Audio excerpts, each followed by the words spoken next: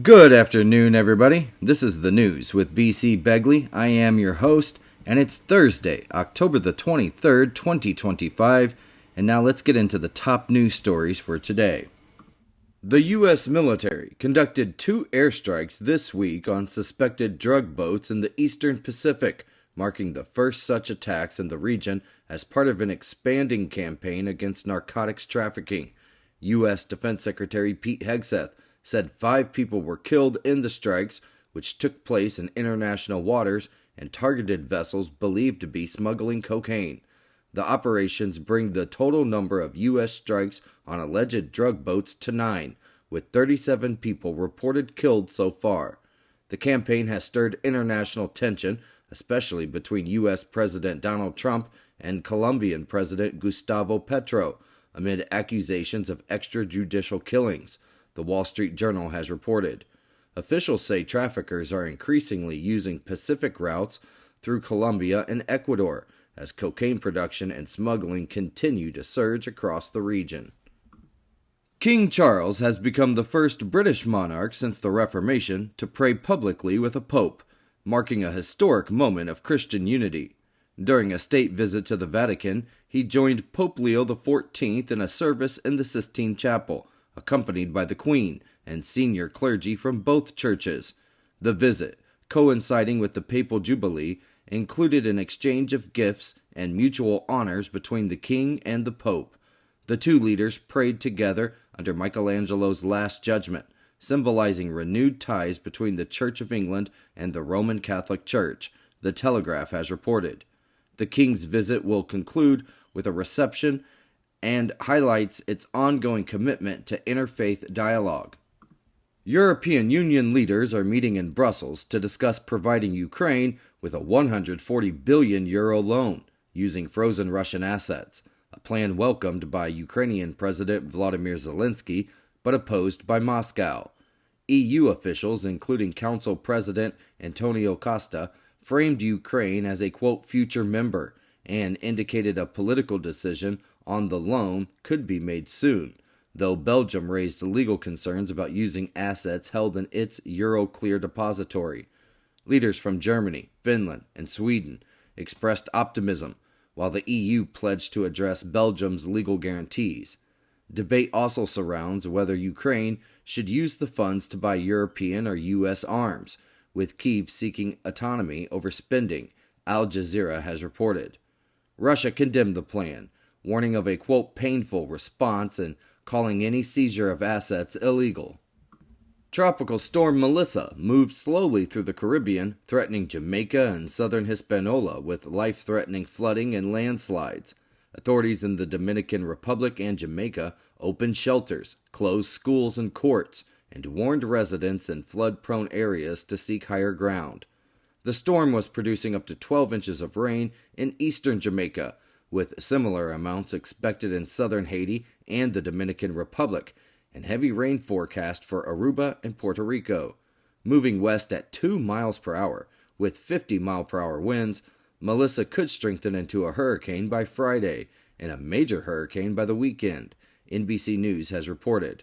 Melissa is the 13th named storm of the Atlantic hurricane season, which NOAA predicts will be above normal with multiple hurricanes expected.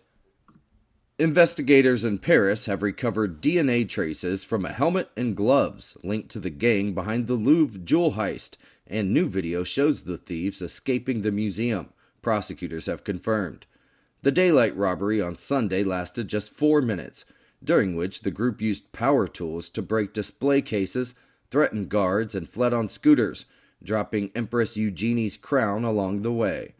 They stole 8 pieces of jewelry, valued at an estimated €88 million, and around 100 investigators are racing to recover them before the jewels can be melted down.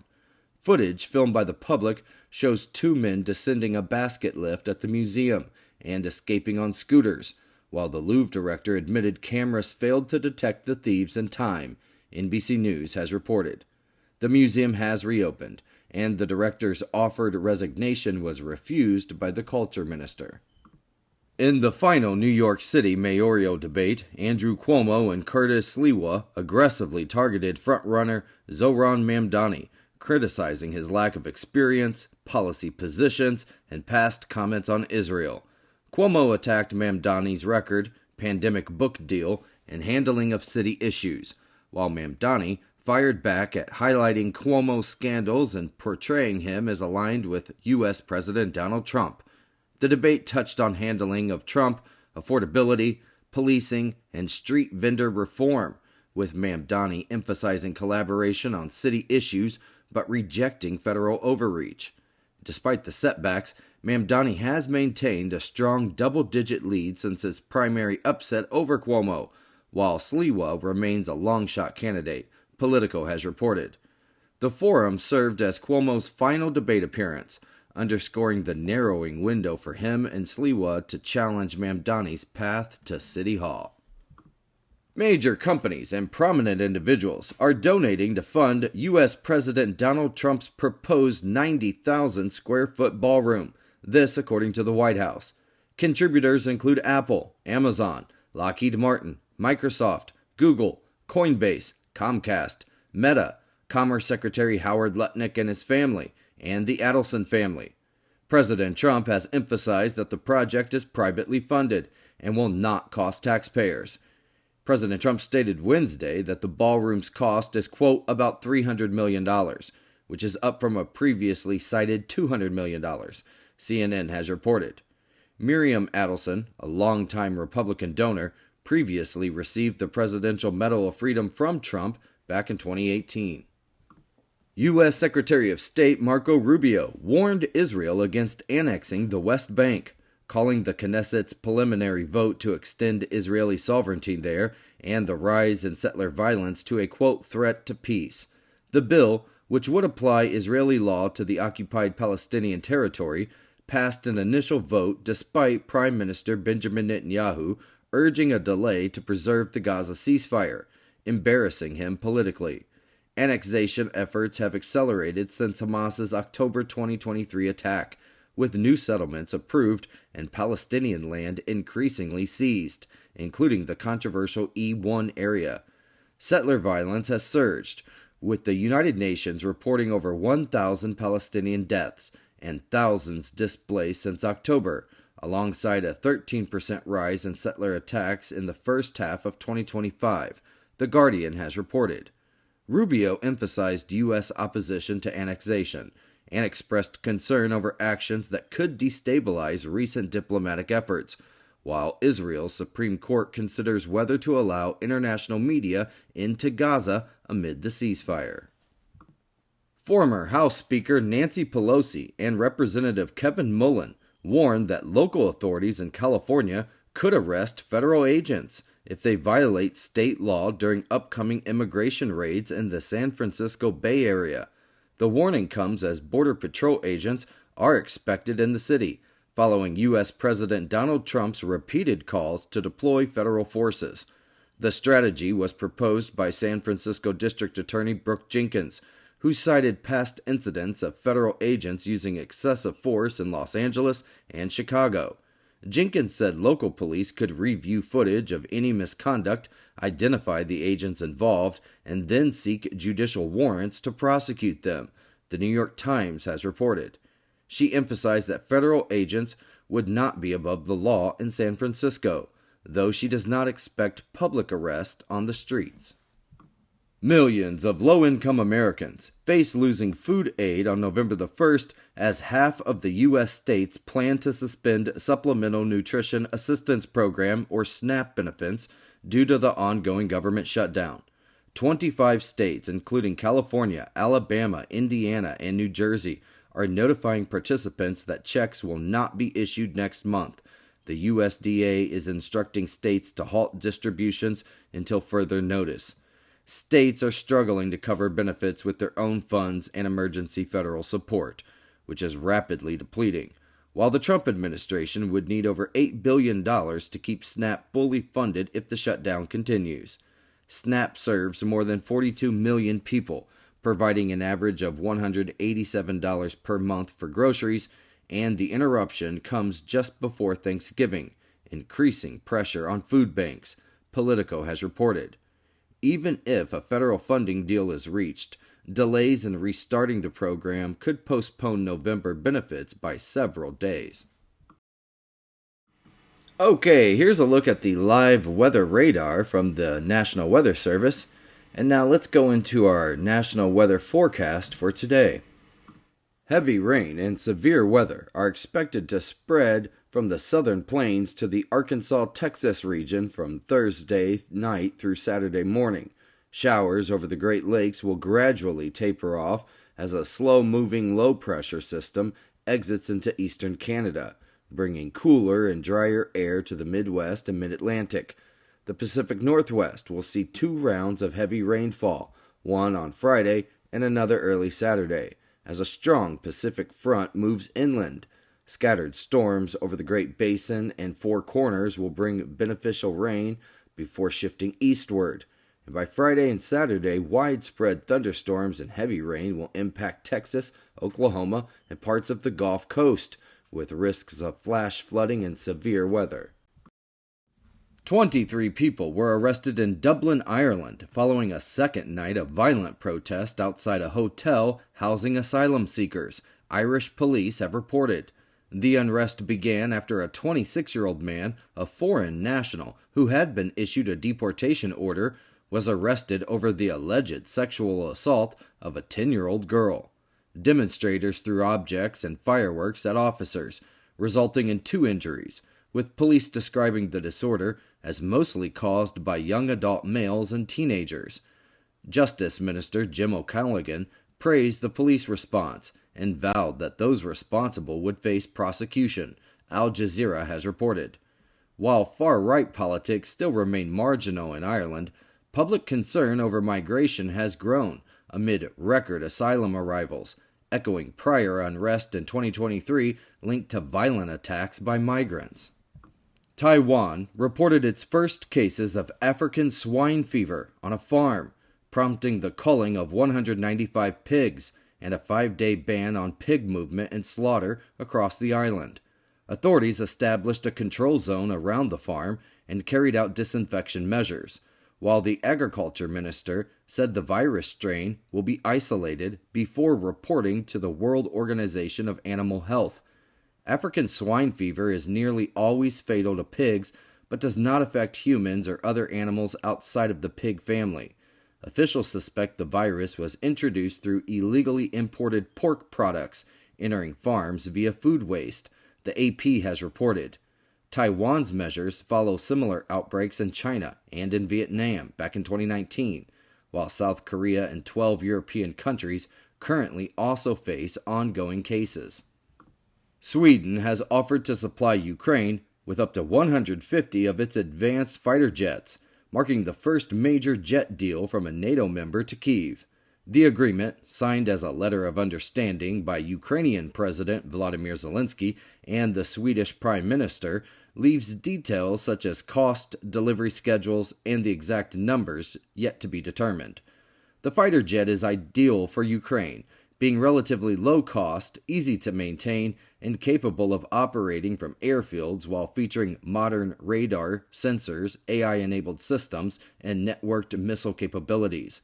The jets could significantly strengthen Ukraine's air combat capacity, which has lagged behind Russia despite previous deliveries of F-16s and French Mirages, CNN has reported.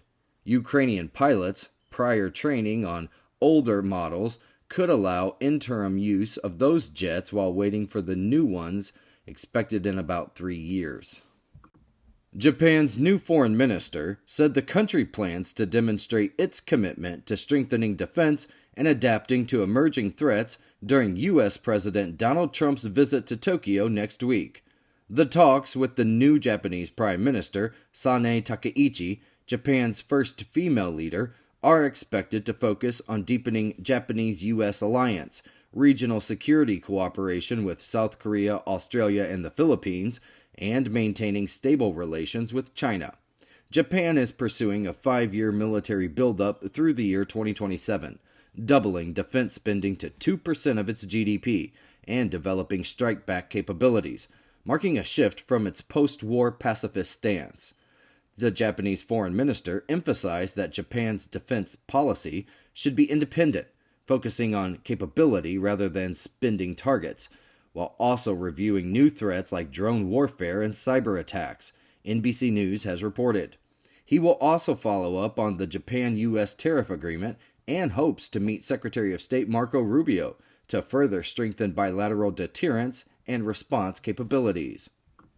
Placide Konan, a poet in Ivory Coast, has been using his performances to criticize the Ivory Coast President Ouattara's bid for a fourth term, amid widespread frustration over poverty and inequality. And despite being a major economic hub and the world's largest cocoa producer, the country faces a 37.5% poverty rate, with over three-quarters of the population under the age of 35. President Ouattara, who is 83 years old, is expected to win after key opposition figures, including a former Credit Aussie CEO, were disqualified. The election has triggered protest, with authorities restricting gatherings, deploying over 40,000 security personnel, and arresting hundreds. And at least 3 people have so far been killed, the AP has reported. Analysts see the vote as part of a broader pattern in Africa where long-term leaders face growing resistance from younger citizens. A series of explosions and suspected drone attacks across multiple Russian regions overnight killed at least 12 people and injured several others. In one region, a factory producing artillery ammunition for the Russian military exploded, killing 10 and leaving 5 in critical condition, while 12 employees still remained missing. Separate incidents included a bomb-packed stroller near a bus stop, injuring a woman and resulting in a man's arrest on terrorism charges, and debris from Ukrainian drones causing fire at an industrial facility in Ryazan, with no casualties reported. In other regions, Ukrainian drone strikes on vehicles killed 2 civilians, the Moscow Times has reported. Russia's defense ministry claimed its air defenses intercepted 139 Ukrainian drones overnight across Belgorod and Ryazan regions. The United Kingdom has deployed a small team of planning officers, including a senior commander, to Israel to help monitor the Gaza ceasefire at the request of the United States. Defense Secretary John Healey said the UK will play a, quote, anchor role with the American-led Civil Military Coordination Center, alongside troops from Qatar, Egypt, Turkey, and the UAE, but it will not lead operations or enter Gaza. The deployment comes amid ongoing tensions, with Gaza's media office reporting 80 Israeli violations of the truce and at least 80 Palestinian deaths since the ceasefire began, The Guardian has reported. The United Kingdom emphasized it will contribute specialist expertise without taking a frontline role, while a separate international stabilization force is planned to manage security inside of Gaza if a United Nations-backed motion passes. U.S. Vice President J.D. Vance visited Israel to express optimism about the truce, describing it as, quote, durable and, quote, going better than expected. A surfer and a friend who tried to rescue him both died off Frankston Pier near Melbourne, Australia, during stormy conditions, police have reported. The incident occurred Wednesday as wind gusts reached 81 miles per hour, breaking the surfer's board and leaving him struggling in the water. A 43-year-old local attempted a rescue, but despite a police helicopter recovery, neither of the men survived. One emergency responder was briefly hospitalized after ingesting water but has since been discharged, the AP has reported. Authorities warned the public against entering the water during unsafe conditions, as the storms also caused widespread power outages and downed trees across Victoria. A head-on collision between 2 buses in Uganda left 46 people dead and multiple others injured, authorities have reported. The crash occurred early on Wednesday when both buses were attempting to overtake other vehicles, resulting in a head-on impact and a chain reaction that overturned additional cars. Earlier reports had mistakenly listed 63 fatalities, as some unconscious victims were initially counted as dead. The bodies were taken to a hospital mortuary for post-mortem and identification, People magazine has reported. Police warned the public to exercise caution on the roads, emphasizing that reckless overtaking is a leading cause of accidents in the country. Today is October the 23rd, 2025, and on this day in history, in the year 1641, Irish Catholic gentry from Ulster attempted to seize Dublin Castle in a bid to force concessions from English rule. In the year 1983, a suicide truck bombing targeted the U.S. Marine barracks in Beirut, Lebanon, killing 241 U.S. servicemen and 58 French paratroopers. And in the year 1970, Gary Gablick set a land speed record of 622 miles per hour in the rocket-powered car Blue Flame at the Bonneville Salt Flats. October the 23rd is also National Boston Cream Pie Day. Alright, it's 20 past the hour, and let's do a quick market update. The Nasdaq is up 0.72%, gold is back up 1.01%, oil is up 5.57%, Bitcoin is up 2.18%, the Dow Jones Industrial Average is down 0.04%, and the S&P 500 is up 0.22%. And now let's go into the top U.S. national news stories for today. Beef producers criticized U.S. President Donald Trump on Wednesday after he suggested lowering meat prices amid plans to increase beef imports from Argentina. The National Cattlemen's Beef Association said the move undermines U.S. farmers and, quote, undercuts the future of family farmers, emphasizing that American cattle producers already operate in a highly competitive market. The group urged the administration to focus on completing a $750 million New World screwworm facility in Texas to produce sterile flies that combat livestock parasites. Ranchers also called for stronger protections against animal diseases like foot and mouth and relief from regulatory burdens, The Hill has reported. The backlash followed Trump's social media post claiming his tariffs on Brazilian cattle have been the key reason U.S. ranchers are thriving. A 21-year-old illegal immigrant from India who entered the United States in 2022 and was released under the Biden administration's Alternatives to Detention policy is accused of causing a fatal semi-truck crash in Southern California. He allegedly drove into slow-moving traffic on the I-10 freeway in San Bernardino County without braking, killing 3 people and injuring several others. Toxicology tests confirmed he was impaired at the time, and ICE has lodged an immigration detainer against him.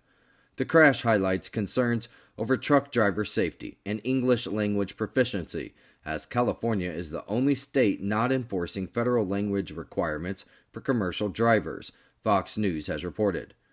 The U.S. Transportation Secretary, Sean Duffy, warned that the Trump administration would withhold over $40 million in highway safety funds from California for failing to meet these standards. 4 members of the former Illinois State Senator Darren Bailey's family were killed in a helicopter crash in eastern Montana on Wednesday, the campaign confirmed on Thursday. Those who died include Bailey's son Zachary, his daughter-in-law Kelsey, and their 2 children, Veda Rose, 12, and Samuel, 7. Their 3rd child was not on the helicopter, the AP has reported. The crash occurred in Montana and is under investigation by the National Transportation Safety Board, with the Carter County Sheriff's Office reporting the helicopter went down southwest of the town. Bailey, who lost the 2022 gubernatorial election and is seeking the GOP nomination for 2026, expressed heartbreak and said he and his wife are finding comfort in their faith, family, and support from others. The United States Senate failed to advance the House-passed funding bill to end the government shutdown for the 12th time on Wednesday. Democratic Senator Jeff Merkley of Oregon spoke for 22 hours and 37 minutes, beginning Tuesday evening, in protest of what he called President Donald Trump's, quote, authoritarianism. The Senate vote was 54-46, which was short of the 60 votes needed to move the bill forward, CBS News has reported. At 22 days, the shutdown has become the second longest in modern U.S. history, behind only the 35-day lapse in late 2018 and early 2019. Republicans are accusing the Democrats of refusing to pass the continuing resolution and keeping the government shut down. North Carolina's Republican-controlled legislature passed a new congressional map to secure an additional U.S. House seat following U.S. President Donald Trump's push for redistricting before next year's midterms. The previous map, drawn just 2 years ago, already favored Republicans, giving them 10 of 14 seats despite the state being a swing state. Democratic Governor Josh Stein cannot veto the plan due to state law. North Carolina joins Texas and Missouri in mid-decade redistricting, with other Republican states also considering similar moves, while California Democrats are also pushing their own maps in response, Reuters has reported. The new map is expected to disadvantage Democrats, with some like Representative Don Davis likely losing their seat, while Republicans and Trump have celebrated the plan. Less than 2 weeks before Election Day, California's battle over new U.S. House district maps under Proposition 50 is shaping up heavily in Democrats' favor, with Republican opponents running low on ads and resources. Democratic Governor Gavin Newsom's map aims to strengthen his party's chances of retaking the House in 2026 and counter GOP efforts in Texas and elsewhere. Voting is underway, with over 1.5 million Democratic mail ballots returned versus roughly 853,000 Republican ballots, reflecting the state's 2-to-1 Democratic registration advantage. Supporters have spent nearly $70 million on TV, radio, and broadcast ads, compared to about $31 million by opponents, with nearly $9 million more in upcoming ad buys, the AP has reported. Authorities arrested 26-year-old Brandon Padilla Aguilera of Barstow, California, in connection with the death of his 2-year-old son Xavier, who was swept away by floodwaters during a September storm. He pleaded not guilty to vehicular manslaughter with gross negligence and child abuse or endangerment likely to result in great bodily injury, along with a special allegation of willful harm resulting in death. The father and the son were in a car that was overtaken by floodwaters, and they became separated after exiting the vehicle. Xavier's body was recovered the following day. Investigators conducted a month-long inquiry, gathering evidence and interviewing witnesses before securing the arrest warrant, the USA Today has reported. Bail was set at $200,000, and a preliminary hearing is scheduled for October the 28th in San Bernardino County Superior Court. Chase Mathis, 31 years old, died on June 4, 2024, after being placed in general population at an Alabama prison despite telling guards he feared for his life, raising concerns from his family that he may have been deliberately given a lethal drug dose. His father and other family members joined a rally at the Alabama Capitol, highlighting widespread violence, overdoses, assaults, and neglect in state prisons. Advocates pointed to Alabama's high prison mortality rate, 5 times the national average in 2023, and ongoing issues in understaffing, low parole rates, and poor conditions, despite pandemic-era funding and construction of a new mega-prison. Corrections Commissioner John Hamm emphasized staffing improvements and construction progress, but acknowledged rising inmate numbers, the AP has reported. Families like Sandy Reyes, whose son died in 2019 at Donaldson Correctional Facility, continue to demand accountability as documentaries and public hearings expose systemic failures. Hey everybody, don't forget real quick just to like and subscribe to the channel so you can stay up to date on all of our news stories. And now let's go into the last block of news for today. Sales of previously owned homes rose 1.5% in September to an annualized rate of 4.06 million units, marking the highest pace in 7 months but slightly below forecast. Compared with last year, sales were up 4.1%, with the South and the Northeast seeing the strongest annual growth. Monthly gains were led by the West, while the Midwest experienced a slight decline, CNBC has reported. Falling mortgage rates and improving affordability are boosting sales, while inventory rose 14% from last year to 1.55 million units, still below a balanced 6-month supply. SpaceX has set a new record for Falcon 9 launches, with 133 flights in 2025, surpassing last year's mark.